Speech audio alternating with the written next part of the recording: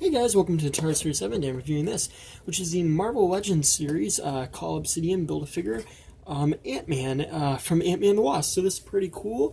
Very excited for this figure. I'm a pretty big fan of Antman. That's also not a pun, by the way, but I've always liked Antman ever since I was a kid, and I always like getting new Antman action figures, as we don't always get a lot for this guy, so it's pretty cool when they make them. And yeah, up here we have the Pen Particles logo, I guess, and it looks pretty cool. And we have the Legend series, Cull, Obsidian, Build-A-Figure, Antman the Wasp movie logo, Antman, nice good review of him packaging. On the side, we have this amazing artwork of Antman. Like, this is the coolest artwork I think I've ever seen on a Legends box. I just really love this. It looks so cool on both sides. And on the back, we have a bio and Antman shrinking and the other characters available. And also, back to the box, I just love how he's holding the helmet. That's such a cool idea. I really like that. And one last thing I want to point out is if you're trying to find this guy, it might be kind of hard. I was calling a couple GameStops to find him. And the reason why it's kind of hard to find him is because even though this is an Avengers Infinity War wave, this is from Antman the Wasp, and it does make it a little confusing. So I will tell you that if you're trying to find this guy. Very confusing, but yeah, let's open this guy up. So here we have Antman, and as you can see, he looks pretty cool. Gonna try to fix that, and just bring that down a bit. Yeah, so here we have him, and he looks pretty neat. So the face sculpt is pretty good. I think it looks a lot like Paul Rudd. I have heard some complaints about it, but you know, he does kind of make this face sometimes, and I do think it looks a lot like him.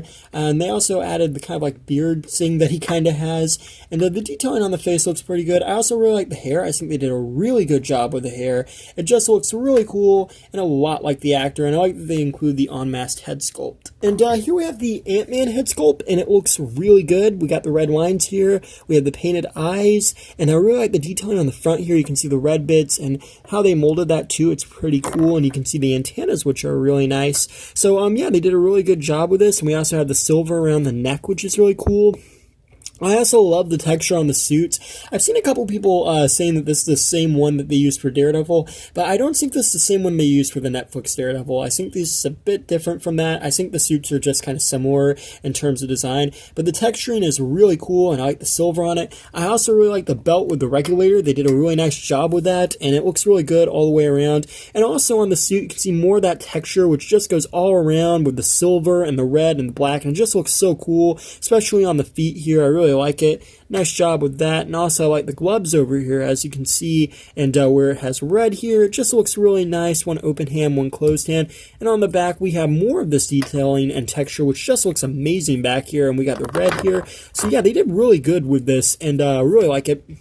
We also have a 360 at the head. He can look up and down. The neck's stiff, but I really like that, as when they make the necks really loose, it's sometimes hard to put on the alternate head. So I like the neck being kind of stiff. We have 360 at the hands. They swing out here. Probably going to swing out better on this one. It's a little bit harder to do. I think it's because they molded this a little bit higher, so it doesn't swing out that well, but it does swing out. You have 360 here, double jointed elbows, a little stiff, 360 at the wrist and hinged wrist. You got a 360 at the torso as well. You got ab crunch, which is nice. The legs come forwards, backwards, outwards. 360 at the thigh, double jointed knees. A little bit of tight, as you can tell, and he has ankle rockers. So yeah, pretty great in terms of articulation.